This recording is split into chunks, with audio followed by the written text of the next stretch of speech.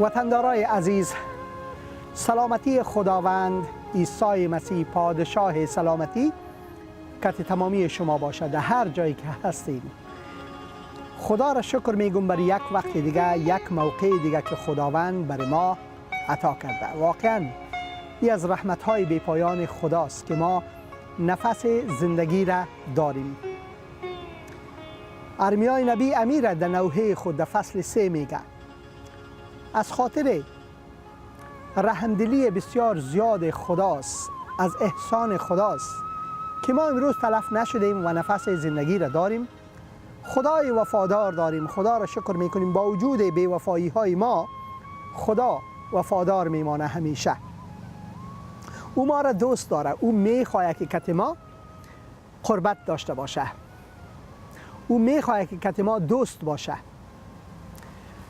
در حقیقتش به نسبت گناه خود ما با خدا دشمن هستیم و اما خدا اینمی دشمنی را به دوستی تبدیل میکنه وقتی که ما به عیسی مسیح ایمان میاریم. در حقیقتش امروز ما در مورد عظمی موضوع رشته ما با خدا چطور صحبت میکنیم، در مورد وعده های خدا و ایمان به عیسی مسیح و در مورد نتایج نجات که از طریق عیسی مسیح ما حاصل میکنیم از کلام خدایی را میبینیم. هرچند که بعض از این آیات ها را همیشه ما از طریق برنامه زنده برای شما وطندارای عزیزی ما بخش کردیم و اما امروز میخوایم یک کمی مفصلتر بیشتر در مورد از این تفکر بکنیم. ما دعا میکنیم که خداوند تمامی ما را برکت بده و کمک کنه و حکمت ببخشه تا که عمق کلام خدا را و ای که رضای خدا بر زندگی ما چیست ای را درک بکنیم. ما دعا میکنم اگر کدام مشکل شما دارین خداوند مشکل کشایتان باشه و اگر در سفر هستین و یا مسافر دارین خداوند مسافرتان و یا سفرتان بخیر داشته باشه. اگر مشکل صحی دارین خداوند شما را شفا بده. به نام مقدس عیسی مسیح خداوند خالق و مالک کائنات و نجات دهنده بشر، آمین. خدا از طریق عیسی مسیح وعده میده که هر که به او ایمان میاره او را نجات میبخشه. نجات بخشش خداست. نجات حاصل عمل انسان هرگز نیست. ما حیات ابدی را خریده نمیتونیم با پول خود، با کوشش های انسانی خود، با حکمت خود. بابلی ها کوشش کردن. ما همیشه داستان نمرود میخوانیم و یا اگر ما در کتاب پیدایش بریم در اوجه ما میخوانیم که چطور مردم همدست شدن و گفتن بیاین که یک مینار بسازیم و در خدا برسیم. در خدا رسیدن با مینار جور کردن و یا با کوشش های از که انسان حتی طیاره و یا راکت های بسیار مدرن جور کردن امکان نداره به خدا برسه. آیا شما در مورد کائنات هیچ وقت فکر کردین که کائنات ما دارای کهکشان‌های بیلیونی است و ما در یکی از ریزه کهکشانی به نام خط شیری هستیم که ای را در لسان انگلیسی میلکی وی گالاکسی میگن. در این کلان میلکی وی گالاکسی ما مدار شمسی خود میبینیم، ما نظام شمسی خود میبینیم و یا سولار سیستم.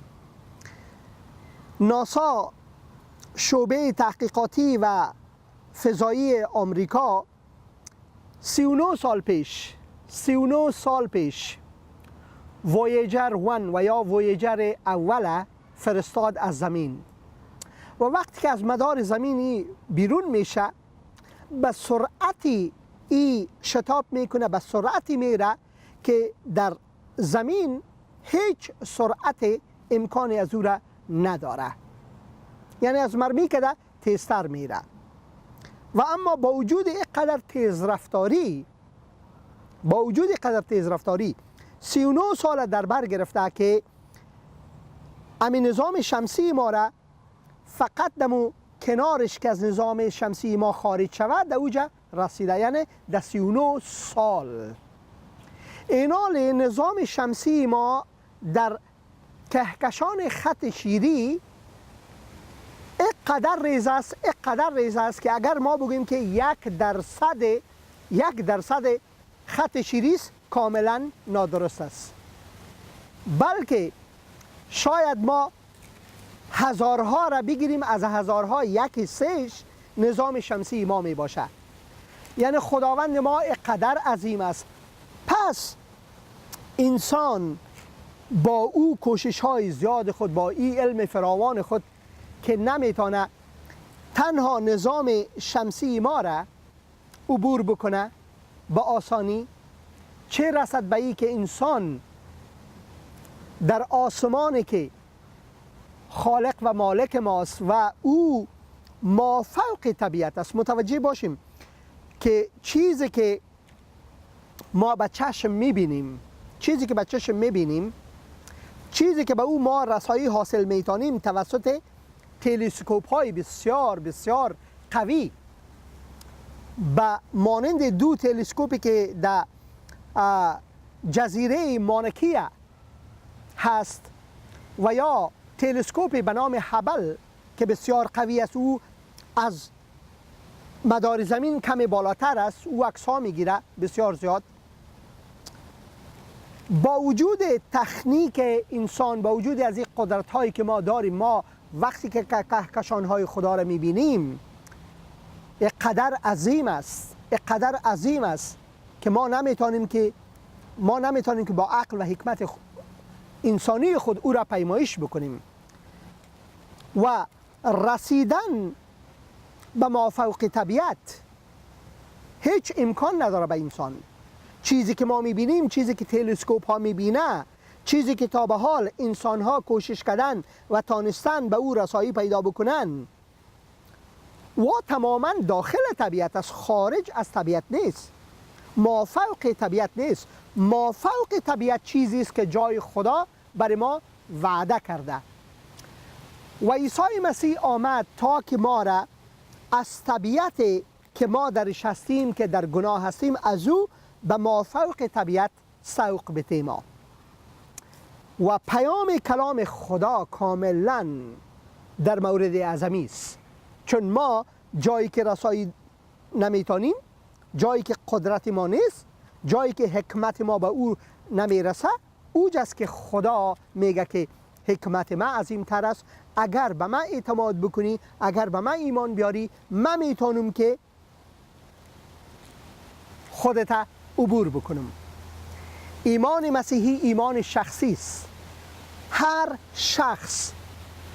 شخص مسئول زندگی خود است و من نمیتونم که بگویم که من ایمان میارم خدایا از همین خاطر هر چندی که فرزندای من ایمان ندارن او آرم کتی من سوق بده. نه، هر کس گناهکار است و هر کس شخصا مسئول پیش خداست، جوابده پیش خداست و هر کس باید از گناه خود توبه بکنه و اعتماد بکنه به خدا و خدا هر شخص فردن فرد نجات میده و فردن فرد میشناسه به طور شخص. ما در کلام خدا میخوانیم که خدا شخص است، خدا شخصیت داره و به همون ترتیب خدایی که شخصیت داره ما را به حیث یک شخص میشناسه، ما را به حیث اشخاص مختلف جداگانه میشناسه و چقدر شکرگزار هستیم که این یک رشته است که خداوند با ما پیوند میده. اگر ما به او ایمان میاریم، خداوند ما را به فرزندی خود دعوت میکنه، ما شاهزاده های خدا میشیم. بسیار گپی کلان است، بله بسیار گپی کلان است و اما این را کلام خدا میگه. من حسین اندریاس نمیگم و من این حق ندارم که بگویم. خدا این حق برای ما میده. کلام خدا برای ما میگه در فصل اول انجیل مقدس یوحنا، اگر ما آیات 10 تا آیت 13 را میخوانیم، میگه که او یعنی نور و یا کلام خدا و یا عیسی مسیح، او در دنیا بود، دنیا به وسیله او آفریده شد اما دنیا او را نشناخت. او به قلمرو خود آمد. قلمروش یعنی خدا به ابراهیم وعده کرد که از نسل او من نجاتگر را رایی میکنم که باشه عیسی مسیح. او نزد متعلقان خودش آمد و اما متعلقانش او را قبول نکردند. اما به همه کسانی که چی دیگه مردم دنیا، چی یهود چی غیر یهود، بله، اما به همه کسانی که او را قبول کردند و به او ایمان آوردند این حق را داد. در کلام خدا نوشته است این حق را داد که فرزندان خدا شوند. چی شوند؟ فرزندان خدا شوند. خدا حق میده، خدا اختیار میده. کلمه اختیار در اینجا از لسان یونانی گرفته شده اگزوسیا، اختیاری که تنها در دست خداست، هیچ کی او را از خدا گرفته نمیتونه و تنها خدا او را بخشیده میتونه. خدا اینمی اختیار را برای ما میبخشه وقتی که ما ایمان میاریم، چون در اینجا نوشته و اما در اینجا نوشته است که و اما به همه کسانی که او را قبول کردند و به او ایمان آوردند. قبول کردند و ایمان آوردند. قبول میکنیم خدایا تو مقبول هستی، خدایا تو هستی لایق هر چیز و ایمان میارم که تو میتونی که مرا نجات بدی. ایمان میارم که تو خدا هستی، ایمان میارم که تو نجات دهنده هستی. فقط ایمان آوردن. او وقت است که خدای حق برای ما میته، حق فرزندی را برای ما میته، حق حیات جاودان، حیات زندگی همیشه را در عیسی مسیح برای ما میته و با او ایمان آوردن این حق را داد، این اختیار را داد که فرزندان خدا شوند. وقتی که ما فرزند خدا میشیم، خدا پادشاه پادشاهان است. پس فرزندان پادشاه چی میشه؟ شاهزاده ها میباشن. پس ما شاهزاده ها میباشیم وقتی که ایمان میاریم به خداوند. خدا حیات جاودان برای ما میته و هیچ کسی حیات جاودان، محبت خدا را، فیض خدا را، برکت خدا را از ما دوزیده نمیتونه. کویه را خراب کرده نمیتونه، زنگ زده نمیتونه، دزدی نمیتونه و مرگ و گور ما را در گور نگاه کرده نمیتونه. چون عیسی مسیح از قبر در روز سوم زنده شد و کسانی که به او ایمان میارن زنده میشن. چون در قیام عیسی مسیح ما قیامت داریم. او میگه من زندگی و قیامت هستم. قیامت کلمه بسیار اما تو ترسناک است برای مردم ما و شما. وقتی میگیم قیامت اوه، اما برای یک مسیحی قیامت نوید خوشی است، نوید است، خوشی است، شادمانی است. برای من حسین اندریاس که ما به او ایمان آوردیم، وقتی که ما کلمه قیامت میشنوم تسلی میافم. برای یک مؤمن و مؤمنه عیسی مسیح وقتی کلمه قیامت میشنوند یک خوشی برای ما صورت میگیره. چون ما میفهمیم قیامت به معنای ازی که عیسی مسیح قیام کرده. اگر ما به او ایمان داریم، ما در قیامت او قیامت داریم، قیام داریم، زندگی داریم، نمیمیریم. قیامت برای کسایی که به عیسی مسیح ایمان نداره خوفناک و وحشتناک هست. از همین سبب است که خدا محبت خدا برای ما تقدیم میکنه، محبت خدا برای ما میگه ای بنی نوع انسان، من شما را بسیار زیاد دوست دارم. من نمیخوایم که شما از قیامت بترسین، من نمیخوایم که شما از مرگ بترسین، من نمیخوایم که شما شیاطین بترسین، من میخوایم که شما را از این ترس ها و از این خوف ها دور کنم و کاملا شما را نجات بدم، در ترس خود بیارم. ترس خدا برخلاف ترس شیاطین، ترس دنیا، ترس خدا شیرین است، ترس خدا حکمت است، ترس خدا دانش است، ترس خدا فرزندی خدا را، رشته خدا را برای ما پیوند میته. اینقدر خدا ما را دوست دارد چیز. و اما به همه کسانی که او را قبول کردند و به او ایمان آوردند این حق را داد که فرزندان خدا شود. باز آیت 13 واضح میکنه که این به قدرت و حکمت و عمل انسانی صورت نمیگیره، که نماننده تولدهای معمولی و نه در اثر تمایلات نفسانی و نه در اثر خواهش بشر، یعنی در اثر ازدواج و یا زناشویی، نه اینجا زناشویی است و نه دیگه، بلکه این کسایی که ایمان میارن از خود خدا تولد میشن. اینا در کلام خدا ما میخوانیم در فصل 4 و آیت 24 انجیل مقدس یوحنا که خدا روح است. خدا روح است. کسایی که او را عبادت میکنن باید در راستی و در روح عبادت کنند. پس اگر خدا روح است، ما تولد روحانی میگیریم، نه تولد جسمانی. تولد جسمانی را ما گرفتیم و در کلام خدا ما میخوانیم که خدا برای ما میگه که ای انسان، ما تو را از خاک ساختیم و به خاک برمیگردی. پس جسم ما به خاک برمیگرده و اما روح ماست که خداوند میخواهد نجات بده. جان ماست که خداوند میخواهد نجات بده. او میخواهد ما را تولد نو و تولد روحانی بده. در مورد انظامی امروز ما از کلام مقدس خدا صحبت میکنیم و یاد میگیریم.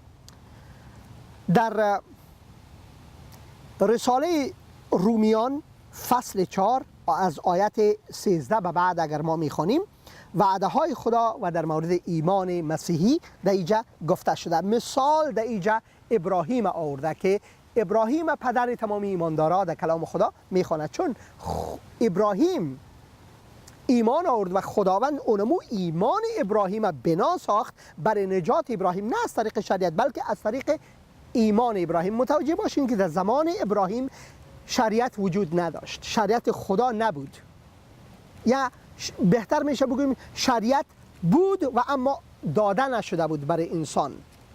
پس اگر انسان مرتکب کدام اشتباه میشد، او به حسابش نمیرفت به خاطر که خدا شریعت خدا نداده بود. و اما ابراهیم ما میبینیم که او با وجود نبودن شریعت، او از خدا پیروی میکرد، از احکام خدا پیروی میکرد. احکام باطنی را او در خود داشت از جانب خدا. خداوند او را دوست خود میخواند. خدا به ابراهیم و فرزندانش وعده داد که جهان از آن او خواهد بود. بسیار جالب است. جهان از آن او خواهد بود. این وعده به علت اطاعت ابراهیم از شریعت نیست.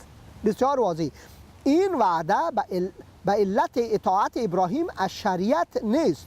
پس چیست؟ بلکه برای این است که او ایمان آورد و ایمان او برایش عدالت شمرده شد.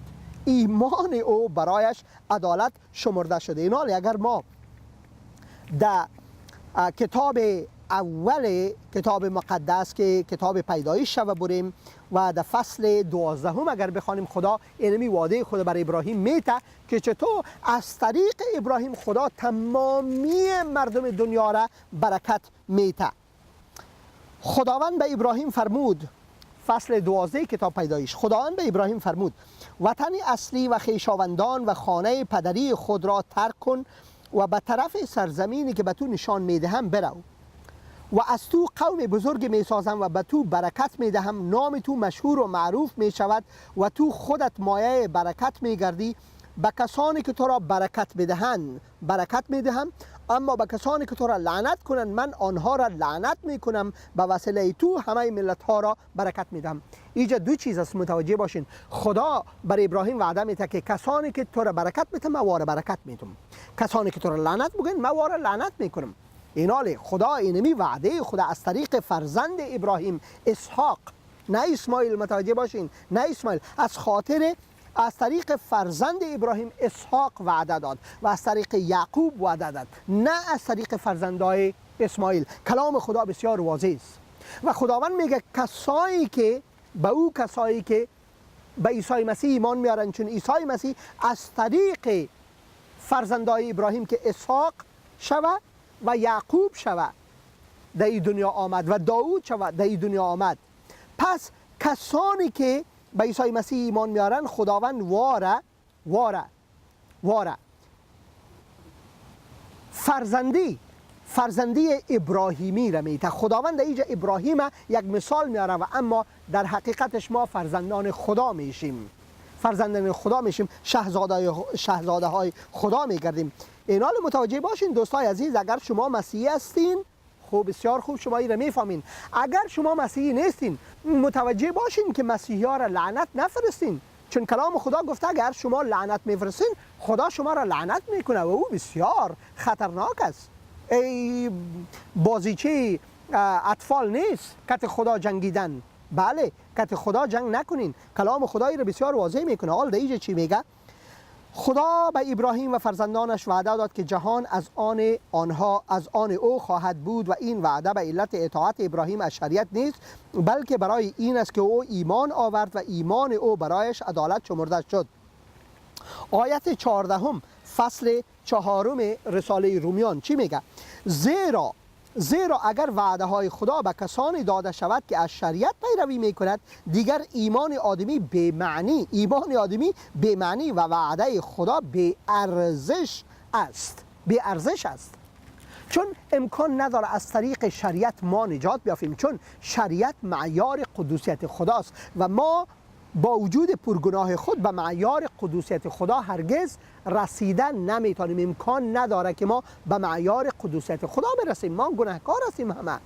پس خدا بدون در نظر گرفتن شریعت ما را از طریق فیض خود نجات میده. از همین خاطر اینجا میگه زیرا اگر وعده های خدا به کسانی داده شود که از شریعت پیروی میکند، دیگر ایمان آدمی به معنی و وعده خدا به ارزش است. زیرا شریعت غضب خدا را به وجود می آورد. شریعت چی را به وجود می آورد؟ غضب خدا را. چطور؟ به خاطر از اینکه شریعت خدا داده میشه، قوانین خدا داده میشه، بله، اوامر خدا جاری میشه و اگر ما یک ذره امر خدا و یا شریعت خدا و یا قانون خدا را بشکنیم، ما تمام قانون خدا را شکستیم. ما قانون شکن شدیم. اینال یک آدم اگر دوزی میکنه، چی یک خاصه دوزی کنه، چی یک خانه کلانه، چی یک قصر دوزی کنه، او دوز خوانده میشه. به همون ترتیب اگر ما یک ذره گناه میکنیم یا بسیار زیاد گناه میکنیم، هیچ فرق نداره، ما گناهکار به شمار میاییم. پس اینجا نوشته است زیرا شریعت که گناه ما را آشکار میسازه، شریعت آینه است که گناه ما را آشکار میسازه. برای ما در شریعت ما میفهمیم که ما گناهکار هستیم، پس این غضب خدا را به وجود میاره. اما جایی که شریعت نیست، تجاوز از شریعت هم وجود نداره. کجا شریعت نیست؟ در فیض خدا شریعت نیست. در جایی که فیض خدا جاری میشه، چون خدا میفهمه که ما همه گناهکار هستیم و ما جل و پوستک خدا از زیر بار گناه آزاد نمیتونیم. ما از دلدل خدا، از دلدل گناه خدا آزاد نمیتونیم. ما از چای عمیق گناه، از تاریکی گناه خدا آزاد نمیتونیم. خدا او وقت فیض خدا جاری میکنه و از دست ما میگیره، ما را نجات میده بدون در نظر گرفتن شریعت.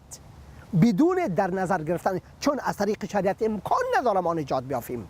چون یک ذره شریعت بشکنیم تمام شریعت شکستاندیم و هیچ انسان در دنیا نیست که بگه ما هیچ در زندگی خود بد نکردیم، هیچ برخلاف کسی گپ نزدیم، هیچ دو نزدیم و ما دوزی میکنیم، دروغ میگیم و بعضی وقتا دروغ خود و دروغ مصلحت قرار داده او را ثواب هم حتی میخوانیم، در حالی که در کلام خدا بسیار واضح آمده که دروغ است و دروغ از شیطان میآید و خدا هرگز دروغ دوست نداره. خلاص گپ خلاص شد. شیطان پدر تمامی دروغگویاست. خلاص شد، مسئله خلاص شد.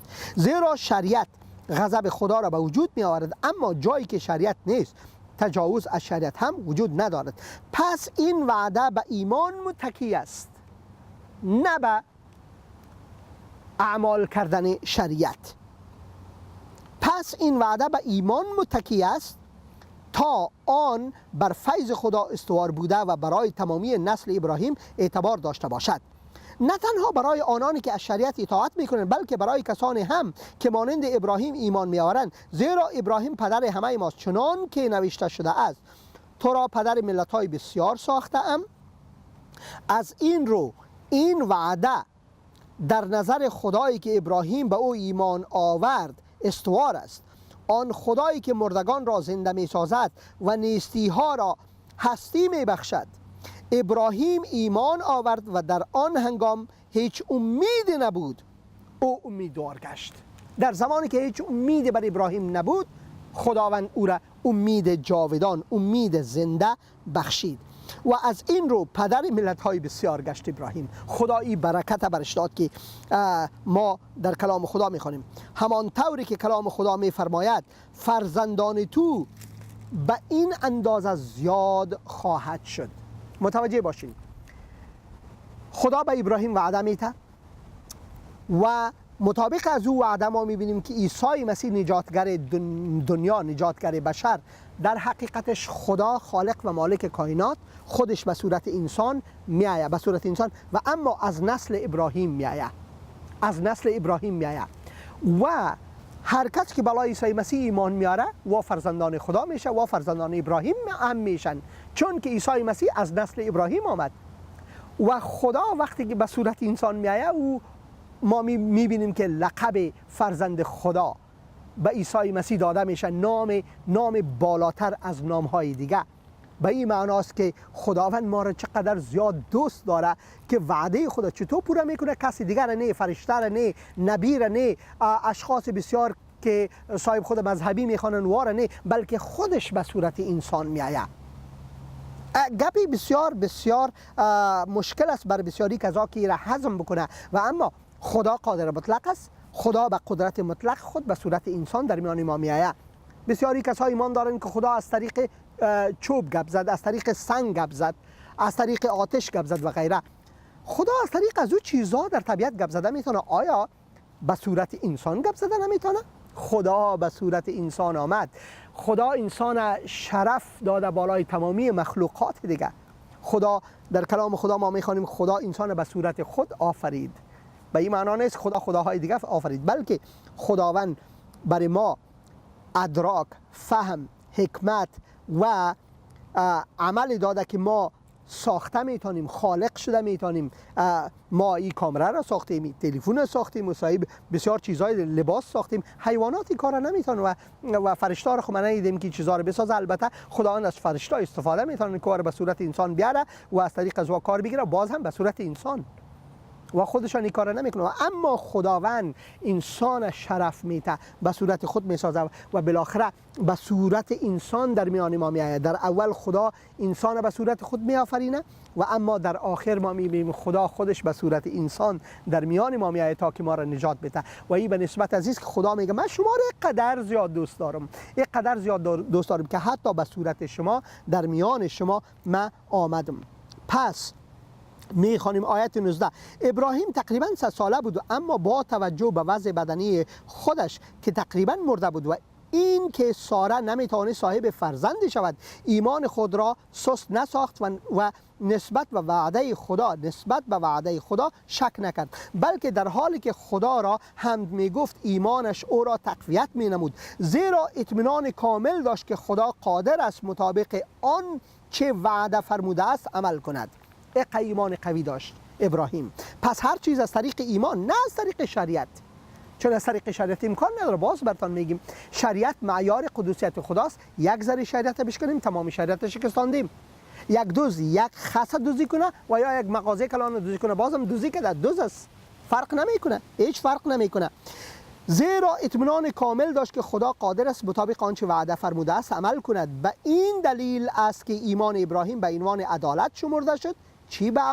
چی به عنوان عدالت شمرده شد؟ ایمانش او را عادل ساخت. کلمات شمرده شد تنها به خاطر او نوشته نشد، بلکه همچنین برای ما نوشته شد که عادل شمرده شویم، کسانی که به عیسی مسیح ایمان میارند.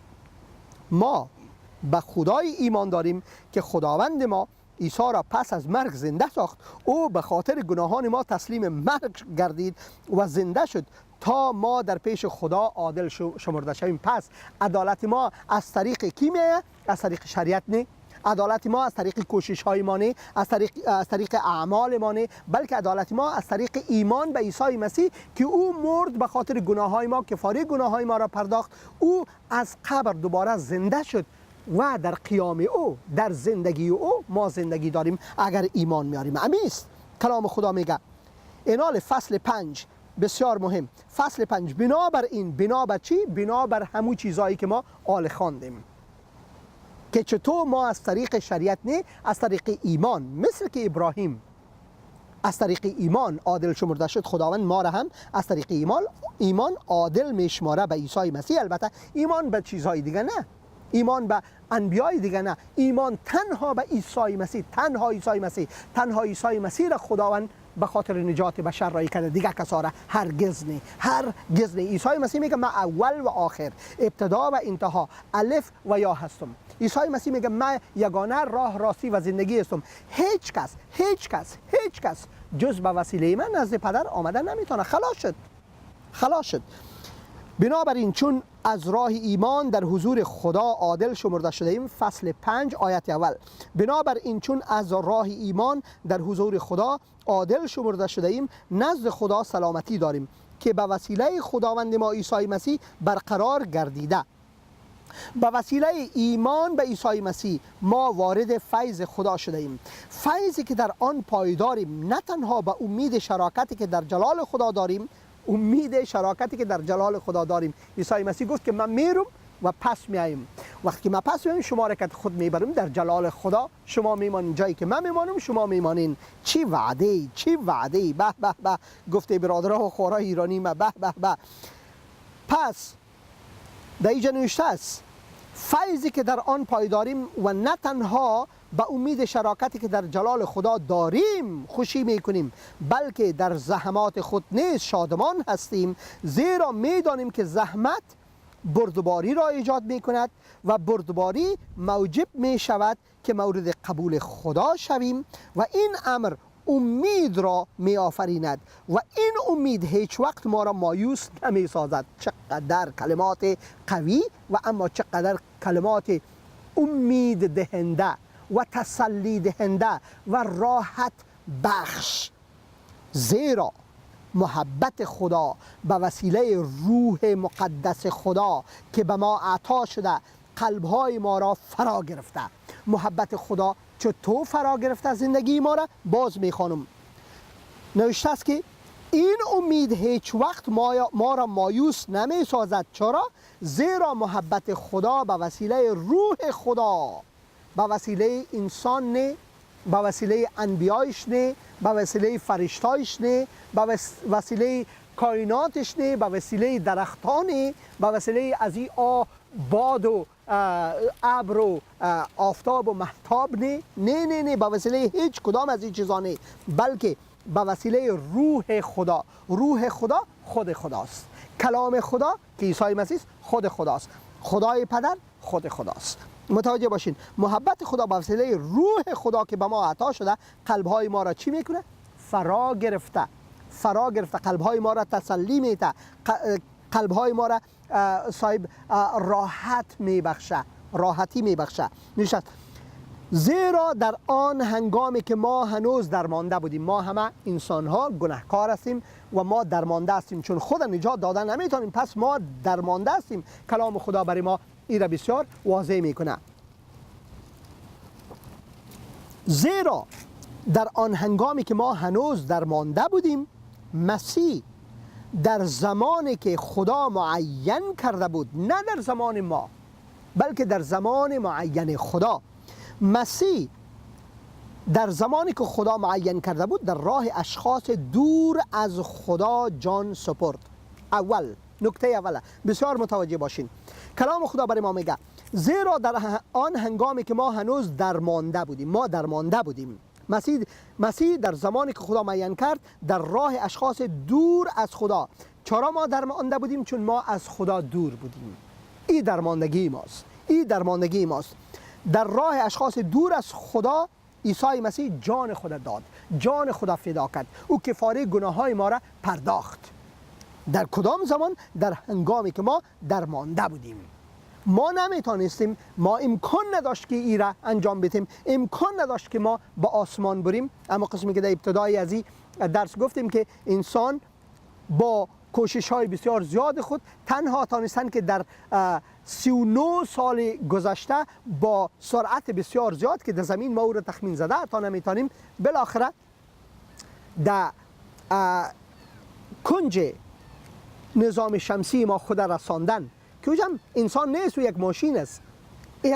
انسان اوجا رسیده نمیتونه. انسان یک ماشین ساخته که در اوجا رسیده، چون خداوند زمین برای ما تعیین کرده که در اینجا نفس زندگی را داشته باشیم و غیر از او ما کاملا درمانده هستیم.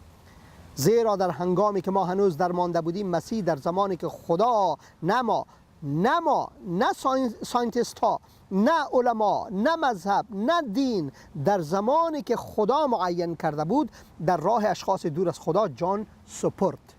بسیار واضح. کلام خدا بسیار شیرین و واضح است، بسیار تسلی دهنده.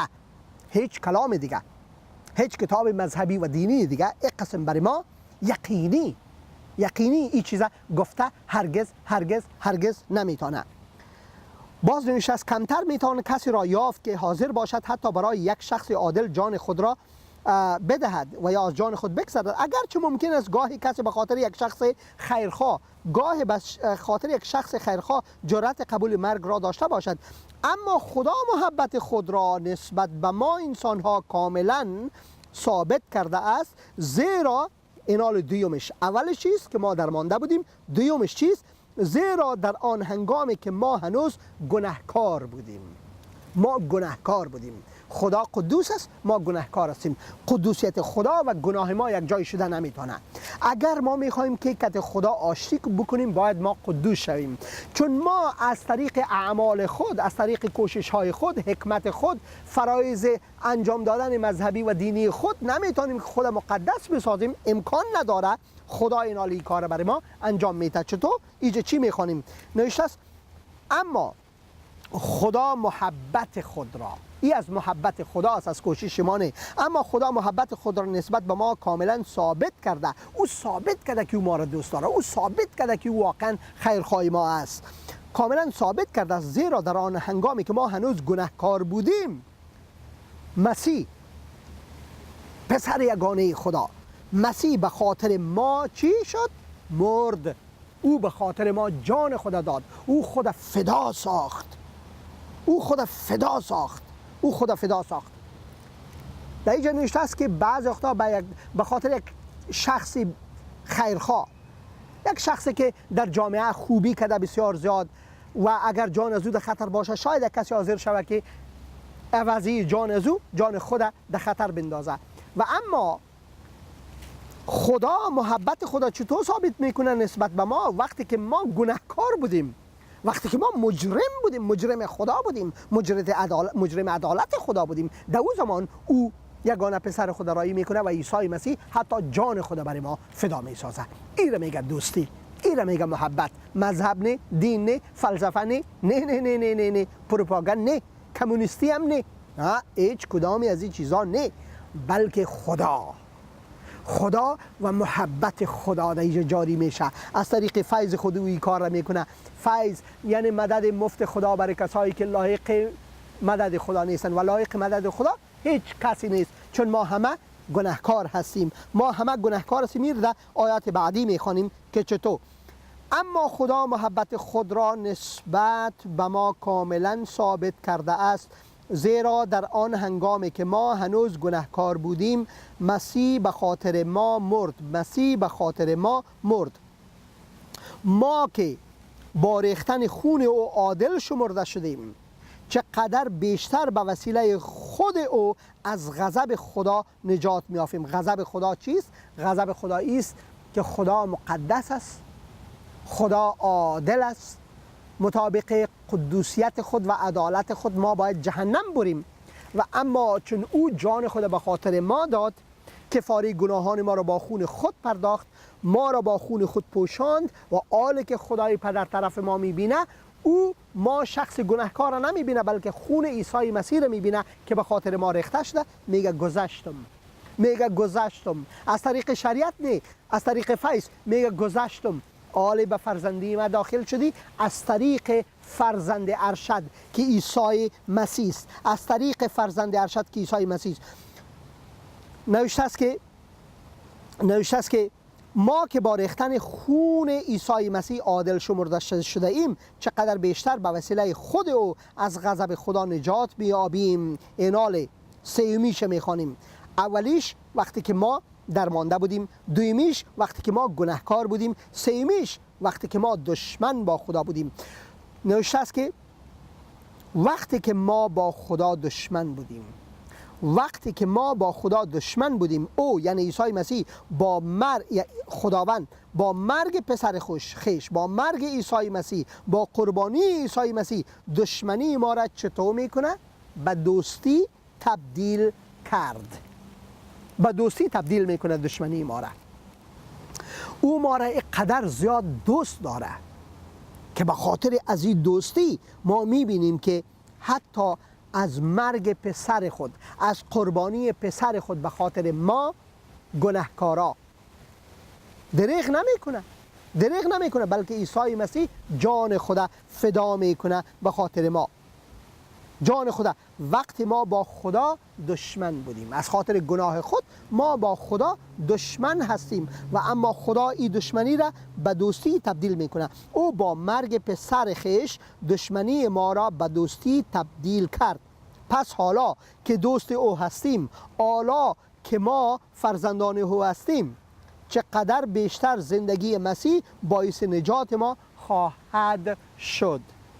وقتی که خدا ما را فرزند خود بخوانه، اما قسمی که ما فرزندا داریم، ما فرزندان خود دوست داریم. در دنیا فرزندای دیگه هم است. من 2 فرزند دارم، خدا را شکر میکنم، 1 دختر و 1 بچه خداوند برای من داده. بچه و دختر من بچه و دختر من است، در خانه من هستن. من مسئول هستم که وارا تغذیه بکنم، لباس برشان بدم و کوشش زیادی من است که برای تعلیمشان، برای تربیهشان، بر تمامی چیزایشان من کوشش بکنم. خانم من همیشه مرا نصیحت میکنه، میگه این فرزندای ماست، خیر قارت بخو. بعض وقتا قاری من میآید، قارت بخو. و واقعا متوجه باشید و فرزندای ماست، هر چی که باشه ما قار خودم میخوریم، وارا میبخشیم، با آغوش میگیریم. امو نیازی که دارن، امو چیزی که ضرورتشان است وارا برآورده میسازیم. بالای خود مشکلات میاریم و اما برای از ما میتیم و ما عین کار ما برای فرزندای دیگه نمی کنیم. درسته شاید ما بر فرزندای دیگه یک لبخند بزنیم، یک سلام بکنیم و یا یگان وقت یگان توفگک بتیم برشان و غیره، و یا مشکلات دارن اگر پدر مادرشان برای ما اجازه میده که در موتر بشانیم و یا از اینجا در اوج ببریم و غیره، یا یک شب نشینی که ما بیای که اولادای ما تیر بکنه و بالاخره پس خانه خود میرن. کسانی که در عیسی مسیح هستند، ایمان به عیسی مسیح دارن، خداوند میگه وا فرزندای من هستند، من از وا مراقبت میکنم، من وا را دوست دارم، من محافظ از وا هستم و بالاخره من ضامن از وا هستم که وا حتما در خانه من میآید. اما قسمی که او پدر ماست، خانه پدر ما خانه ما میباشه. اولادای ما هر جایی که برن، حتی کلان شون، صاحب زن اولاد شون، بازم خانه پدر مادرشان خانهشان است، خانه اولیشان است. هر وقتی وا میایند خانه خود، اتاق خدا میبینه که این اتاق مثلا اونمو جایشان است. ما نمیگیم که برو از اینجا، او فرزند ماست. به همون ترتیب خداوند محبت خود نسبت به ما همین قسم نشان میده. در اینجا نوشته است زمانی که ما حتی با خدا دشمن بودیم به نسبت گناه های خود، او با مرگ پسر خویش دشمنی ما را به دوستی تبدیل کرد. نه تنها به دوستی تبدیل کرد، پس حالا که دوست او هستیم، حالا که ما دوست هستیم، او ما را دوست داره، ما دوست، چقدر بیشتر زندگی مسیح باعث نجات ما خواهد شد. نه تنها این، بلکه ما به وسیله خداوند ما عیسی مسیح که ما را دوستان خدا گردانید، در خدا خوشی میکنیم. ایست شادمانی یک مسیحی، ایست مقصد و مطلب نجات به معنی ازی که خدا یگانه پسر خدا ازش دریغ نکرد به خاطر ما و او جان خود بر صلیب داد. در کدام زمان؟ در زمانی که ما هنوز درمانده بودیم، لنگ بودیم، شل بودیم، ما خود سوق دادن نمیتونستیم. زمانی که کور بودیم، نابینا بودیم، او ما را بینایی داد. زمانی که ما در اینجا نوشته است گناهکار بودیم، خدا قدوس، ما گناهکار، قدوسیت خدا و گناه ما یک جای شده نمیتونه. خدا از گناه نفرت داره، خدا از گناه نفرت داره، خدا از گناه نفرت داره، بله، و اما خدا گناهکارا را دوست داره. خداوند دکتری است، دکترا، مثل که در یک شفاخانه یک مریض میره در اوجه و دکتر مسئولیتش که ایست که او مریض تداوی بکنه. نمیگه که تو مرض داری بیا که من تو رو بکشم خیلی دیگه. نه، دکتر مسئولیتش که مرض بکشه، نه که مریضه. مسئولیت دکتر چیست؟ که مرض بکشه، مرض از بین ببره، نه که مریضی را دوا و داروهای بسیار مختلف میسازن و تحقیق میکنن و صاحب شب و روز خود یکی میکنن که یک دوا بسازن، یک سرم بسازن، یک چیز بسازن که برخلاف از اون مرض جنگ کنه و مرض بالاخره از بین ببره. و اما کوشش دکتر و شفاخانه همیشه همی می باشه که مریض نجات بده، مرض بکشه، مریض نجات. به همون ترتیب خدا اینمی کار را برای ما میکنه. او از گناه نفرت داره، به همون ترتیبی که دکترها از مرض نفرت دارن. متوجه باشین که اگر مرض ساری می باشه، اگر مرض ساری می باشه، دکترها صاحب خود پوش میکنن و بسیار همون تو لباس های مهم می پوشن که مرض بوا نیایه، مرض بوا نیایه، چون ساری است. و کوشش میکنه که خود محافظت بکنه قبل از اینکه تداوی میکنه یک مریضی که مرضی ساری را داره. و اما بازم کوشش چی باشه که مرض از بین ببره، مریض نجات بده. وقتی که مریض نجات میافه، او وقت دکترها میتونه که از اون مریض یک جای نان بخوره، دوستی کنه، دستشان بگیره، تنفسشان بدون از او بینی بند و دهان بند و غیره، بدون از او چی کنه تا که بفهمه که حال جور شدی شکر. به همون ترتیب گناه ما که قدوسیت خدا یک جای شده نمیتونه. خدا از گناه نفرت داره. گناه ما هرچندی که به خدا ضرر رسانده نمیتونه. او مثل مرض و دکتر نیست. نه، خدا قدوس است، خدا آتش سوزان است، به او هیچ مرض رسیده نمیتونه. او از گناه دور است، او از گناه پاکیزه است. و اما با وجود از او گناه ما و قدوسیت خدا یک جای شده نمیتونه. او قدوس است. اگر ما در قدوس او داخل شویم، باید ما قدوس شویم و ما به اعمال خود قدوس شده نمیتونیم و این تقدیس عیسی مسیح میکنه برای ما. این تقدیس عیسی مسیح برای ما میکنه. ما را عیسی مسیح تقدیس میکنه، ما را مقدس میسازه و پیش خدای پدر تقدیم میکنه و ما را نجات میده و ما را نجات میده. از اما خاطر در مورد تقدس وقتی که ما در کلام مقدس خدا میخوانیم، خداوند میگه که من قدوس هستم، من قدوس هستم، شما هم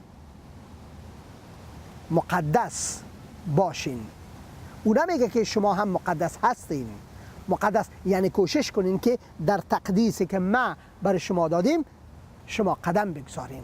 ما مقدس نیستیم، تنها خدا قدوس است، تنها خدا پاک است، ما نیستیم. و ما نیاز به کسی داریم که او قدوس است و او میتونه که جلو پوستک ما را، جل ما را همین مصیبت ما را که در مصیبتی که هستیم از او ما را بکشه. او مشکل کشای ماست. دوستای عزیز، کلام خدا راه نجات برای ما بسیار واضح میکنه در عیسی مسیح. هیچ کسی دیگه این وعده را داده نمیتونه، هیچ کسی دیگه این را برای ما انجام داده نمیتونه. اشخاص مذهبی بسیار زیاد است، در دنیا زیارت هم زیاد است. در هندوستان صاحب بیش از 33 میلیون ببخشید، بیش از 33 میلیون خداها را و پرستش میکنن و اما هیچ کدام از وا خدا نیست. آیا توجه کردین که نام خدای ما یهوه نامش از چی گرفته شده؟ امی که کلام خدا میگه من هستم. کلمه من هستم نام خداست. از ریشه یک کلمه به نام حیه گرفته شده از لسان هبری که ما از او یهوه خدا را میخوانیم. نام یهوه خدا را میخوانیم، یعنی او هست. من هستم، نام خدا است من هستم. وقتی که خدای ما میگه، وقتی که خدای کتاب مقدس میگه من هستم، او میگه دیگه خدا نیست. معنایش نیست که دیگه نیست، تنها من خدا هستم. عیسی مسیح این چیزا در فصل هشتم در فصل هشتم انجیل مقدس یوحنا برای یهودیا وقتی که او جواب میده، این چیز او میگه برای یهودیا او میگه پیش از تولد ابراهیم. امروز ما در مورد ابراهیم صحبت کردیم. بله، در مورد از اینکه خدا ابراهیم به خاطر ایمانش، نه به خاطر عملش، به خاطر ایمانش نجات داد، به خاطر ایمانش نجات داد. و اما ابراهیم از تولد معجزانه عیسی مسیح بر روی زمین، از اینکه عیسی مسیح به صورت انسان بر زمین آمد، ابراهیم چقدر پیش زندگی میکرد؟ چقدر پیش زندگی میکرد؟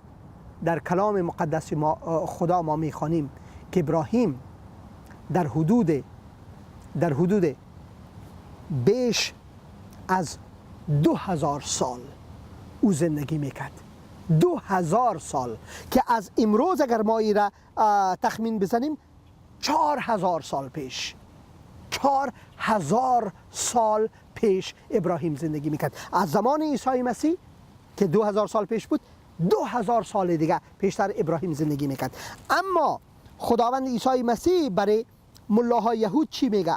میگه به یقین بدانید فصل 8 انجیل یوحنا آیت 58. در یادتان باشه فصل 8 آیت 58.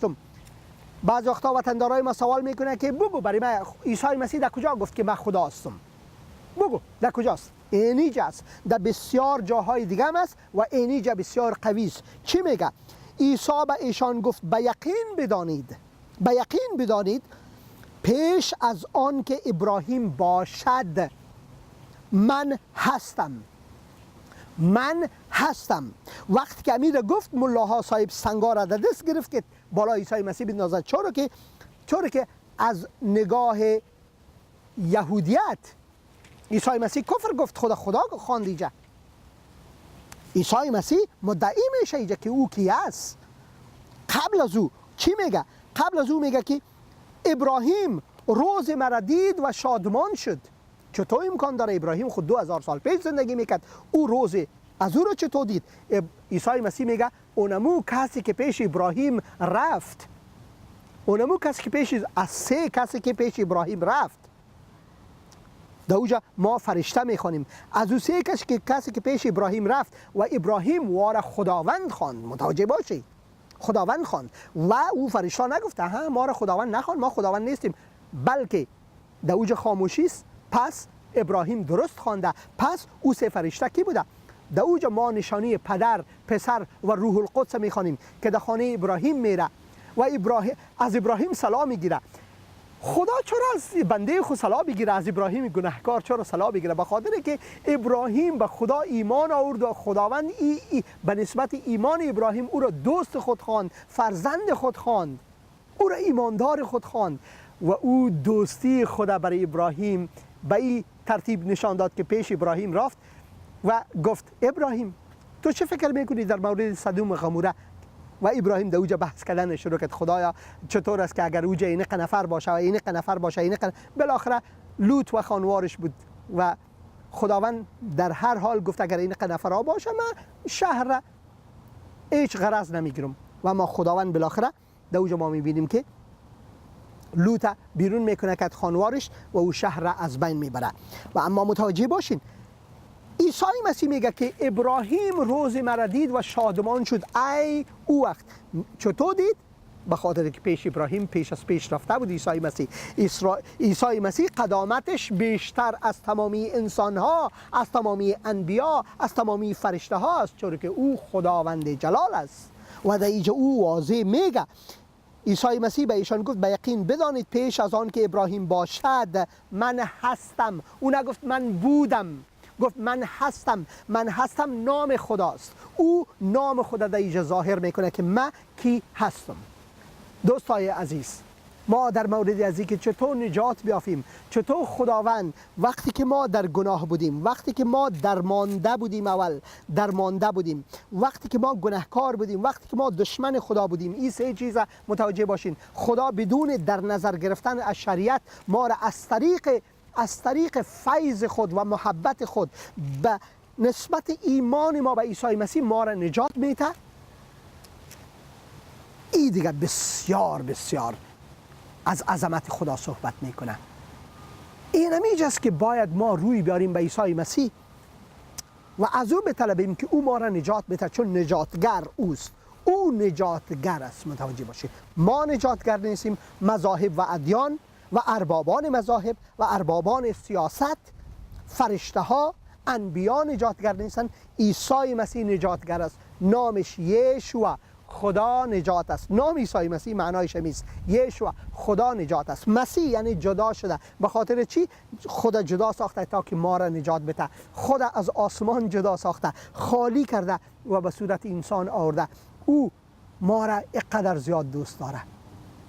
آل فقط شما به این دعوت عیسی مسیح روی بیارین. عیسی مسیح میگه که به من ایمان بیارین و شما نجات میافین.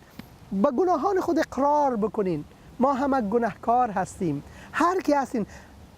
شاید شما فکر کنید او من اینقدر گناهکار هستم هیچ امکان نداره نجات بیافیم. عیسی مسیح میگه که گناهتان از فیض مکه کلانتر نیست، گناهتان از محبت مکه کلانتر نیست، گناهتان از مکه کلانتر نیست.